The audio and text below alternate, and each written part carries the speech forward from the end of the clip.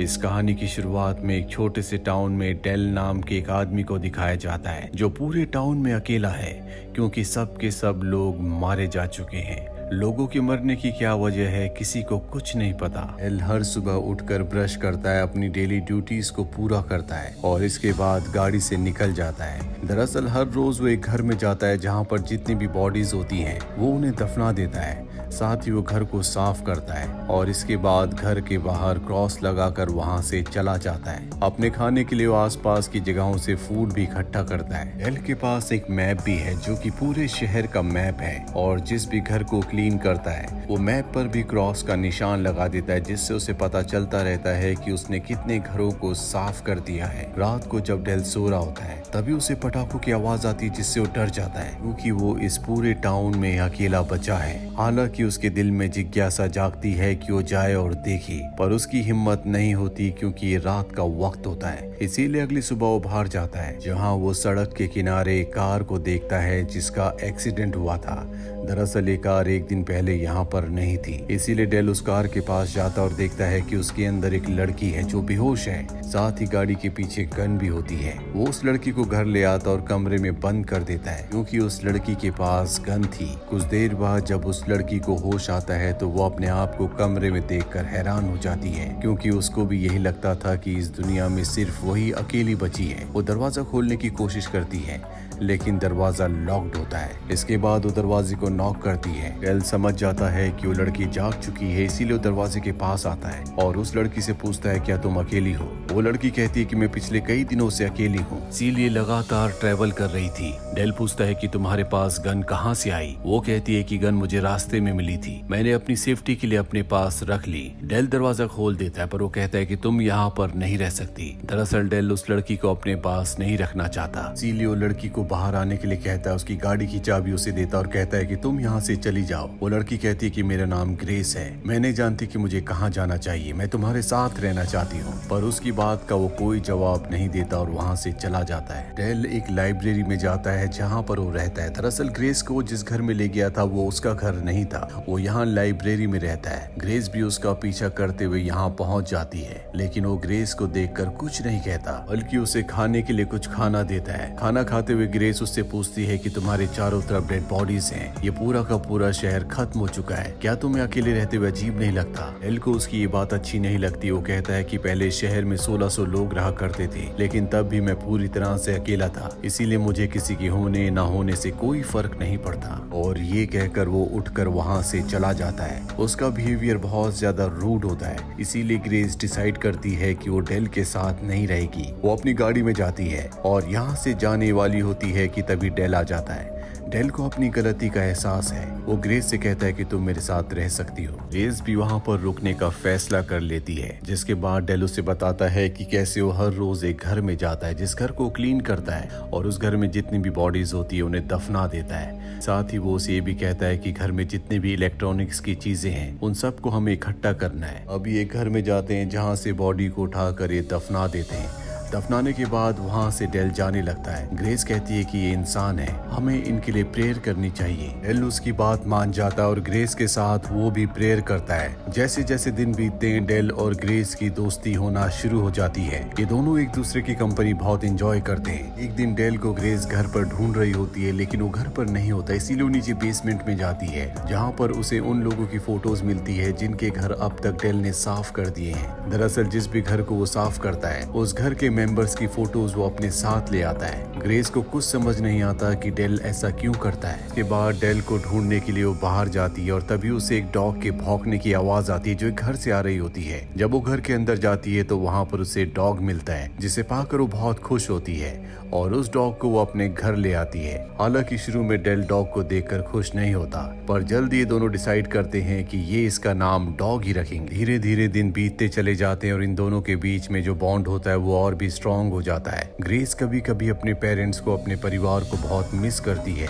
साथ ही उसकी गर्दन के पीछे एक निशान भी होता है जिसे वो हमेशा डेल से छुपाती है। दिन डॉग डेल की एक बुक को फाड़ देता है। डेल को बुक से बहुत पसंद है, इसीलिए वो लाइब्रेरी में रहता है और तभी ग्रेस इसे देख लेती है। वो उसे रोकती है। डेल भी वहाँ पर आ जाता है। ग्रेस डेल से सॉरी कहती है। डेल कहता है कोई बात नहीं, मैं डॉग को संभालता हूँ, तुम बुक को उठा लो। और जैसे ही डेल डॉग को उठाता है वो उसके हाथ में काट लेता है, जिसके बाद ग्रेस डेल के हाथ में दवा लगाती है। और अगले दिन वो डॉग इस घर से गायब हो चुका होता है, जिससे ग्रेस बहुत ज्यादा परेशान हो जाती है क्योंकि वो डॉग से बहुत प्यार करती है। ये बात वो डेल को बताती है। डेल कहता है तुम चिंता मत करो, हम डॉग को जल्दी ढूंढ लेंगे। और इसके बाद ये डॉग को ढूंढना शुरू करते हैं, लेकिन बहुत देर तक ढूंढने के बाद भी इन्हें डॉग नहीं मिलता। और अब ग्रेस समझ जाती है कि डेल ने डॉग को मार दिया है। इसीलिए वो बहुत ज्यादा ड्रिंक कर लेती है और नीचे बेसमेंट से फोटो लाती है और डेल को देकर कहती है कि तुम उन लोगों की फोटोज को क्यों लाते हो जिनके घर की तुम सफाई करते हो? तुम तो उन लोगों को जानते भी नहीं और ना ही उनके लिए तुम्हारे दिल में इमोशंस है। तुम उनको सिर्फ एक डेड बॉडी समझते हो, इसीलिए दफनाने के बाद तुम कभी उनके लिए प्रेयर नहीं करते थे। डेल कहता है कि मैं हमेशा से ऐसा नहीं था, मेरा भी कभी परिवार था।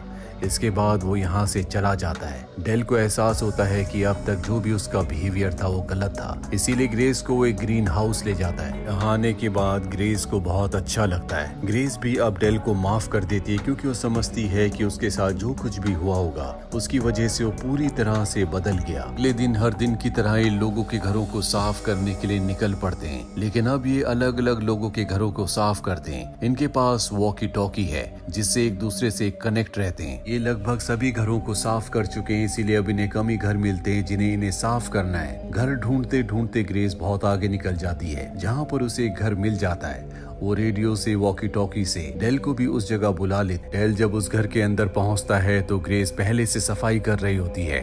डेल यहाँ पहुंचकर बहुत इमोशनल हो जाता है। वो ग्रेस से कहता है कि हमें यहाँ पर सफाई करने की कोई जरूरत नहीं है। ग्रेस समझ जाती है कि ये डेल का घर है। डेल अपने परिवार वालों की बॉडीज को फेस नहीं करना चाहता, इसीलिए यहाँ से जाना चाहता है, पर उसके अंदर हिम्मत आती है और वो तय करता है कि वो इस घर को ग्रेस के साथ मिलकर साफ करेगा। इसके बाद वो अपने परिवारजनों की बॉडीज को दफना देता है। वो उनके लिए प्रेयर भी करता है और जब घर वापस आता है तो ग्रेस डेल से कहती है कि मैं तुम्हें कुछ कहना चाहती हूँ। डेल कहता है कि कहो, और तभी वो उसे किस कर लेती है। इसके बाद डेल सो जाता है और सुबह जब उसकी नींद खुलती है तो उसे नीचे से किसी के बात करने की आवाजें आती है, जिन आवाजों को सुनकर वो डर जाता है क्योंकि ग्रेस के अलावा इस घर में कोई भी नहीं है। वो गन लेकर नीचे जाता है। हाँ, वो देखता है कि एक कपल घर पर है जो कि ग्रेस के मॉम डैड है। ग्रेस के डैड ग्रेस से कहते हैं क्या तुमने डेल को हमारे बारे में नहीं बताया? ग्रेस के चेहरे पर डर होता है। ग्रेस के डैड कहते हैं कि अब भी ऐसे बहुत सारे इंसान हैं जो जिंदा है, जिनमें कुछ डॉक्टर्स भी हैं और वो दूसरे लोगों का इलाज कर रहे हैं। लेकिन डेल को ये सब कुछ अच्छा नहीं लगता, इसीलिए वो घर से बाहर आ जाता है। ग्रेस भी उसके पीछे बाहर आती है।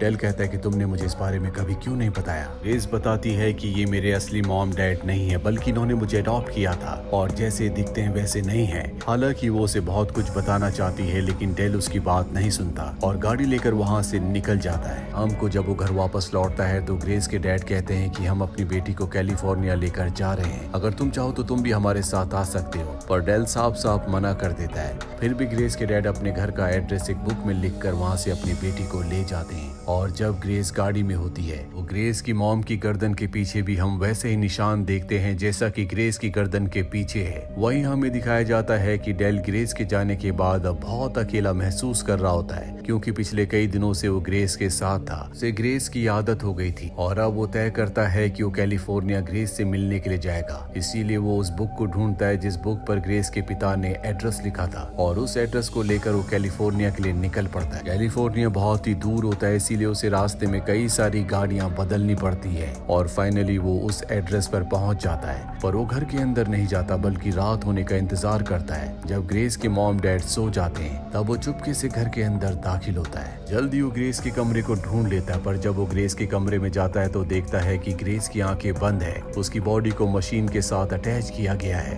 वो ग्रेस को उठाता है। ग्रेस जब डेल को देखती है तो वो हैरान हो जाती है। डेल उससे पूछता है कि ये सब क्या हो रहा है। वो बताती है कि मेरी याददाश्त को मिटाया जा रहा है, जिसके बाद डेल उसकी मशीन को अलग कर देता है और ग्रेस को उठाता है। पर तभी वहाँ पर ग्रेस के डैड आ जाते हैं और डेल को कहते हैं कि तुम ऐसा नहीं कर सकते। डेल कहता है कि मैं ग्रेस को अपने साथ ले जाना चाहता हूँ। ग्रेस के डैड कहते हैं कि हम इसकी यादों को मिटा रहे हैं, कि इसके दिमाग में जितनी भी यादें, जितने भी दुख हैं, वो सब के सब मिट जाएं और ये जिंदगी में आराम से मूव ऑन हो जाए। ग्रेस इन सब चीजों से पैनिक हो जाती है और वो अपने डैड को, जो कि उसके असली डैड नहीं है, उन्हें शूट करके मार देती है। और तभी यहाँ पर ग्रेस की स्टेप मदर भी आ जाती है। वो अपने हस्बैंड को मरा हुआ देखकर बिल्कुल भी दुखी नहीं होती और कहती है कि कभी मेरी भी बेटी हुआ करती थी, लेकिन शायद अब उसके अंदर कोई भी इमोशन नहीं है। दरअसल उसकी मॉम के साथ भी वो सब एक्सपेरिमेंट हुए थे, जिस वजह से उसके अंदर से दुख दर्द सब पूरी तरह से खत्म हो चुका है। और वही ग्रेस के साथ भी होने वाला था, पर यहाँ पर डेल ने उसे बचा लिया। इसके बाद डेल और ग्रेस यहाँ से गाड़ी से निकल जाते हैं। रास्ते में देखते हैं कि बहुत सारे लोग हैं जो अब भी जिंदा हैं, जो अपने घरों के बाहर बैठे हैं। ग्रेस डेल से पूछती है क्या मैंने सही किया। डेल कहता है कि तुमने बिल्कुल सही किया। और इसी के साथ ये कहानी यहीं पर खत्म हो जाती है।